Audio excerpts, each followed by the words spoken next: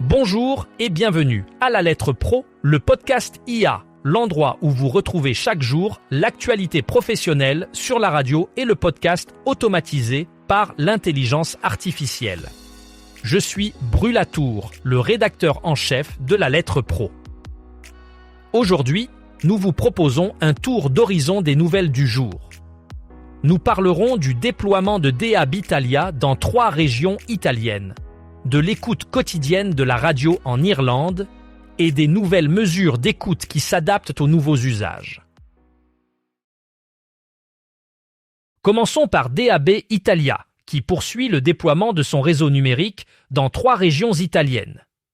Le groupe s'efforce d'étendre la couverture de la radio numérique terrestre, ce qui permettra à un plus grand nombre d'auditeurs d'accéder à une qualité sonore améliorée et à une variété accrue de stations.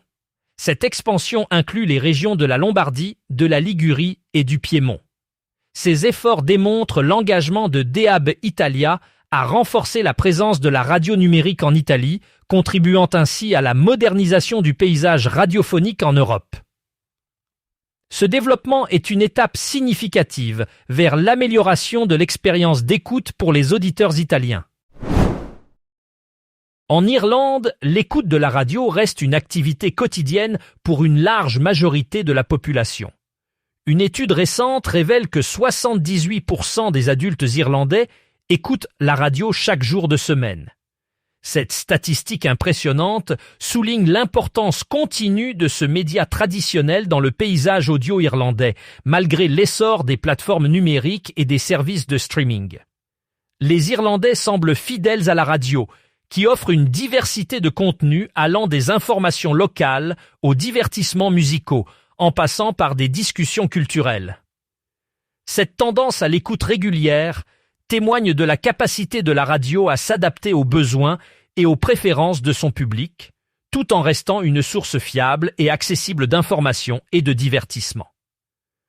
En outre, la radio irlandaise continue d'innover pour attirer et retenir son audience, en intégrant des technologies modernes et en diversifiant ses offres de contenu.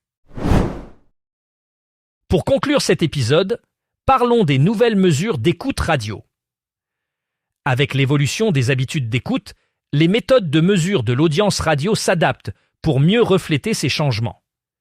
Les auditeurs délaissent de plus en plus les appareils traditionnels pour des solutions numériques comme les enceintes connectées et les applications mobiles.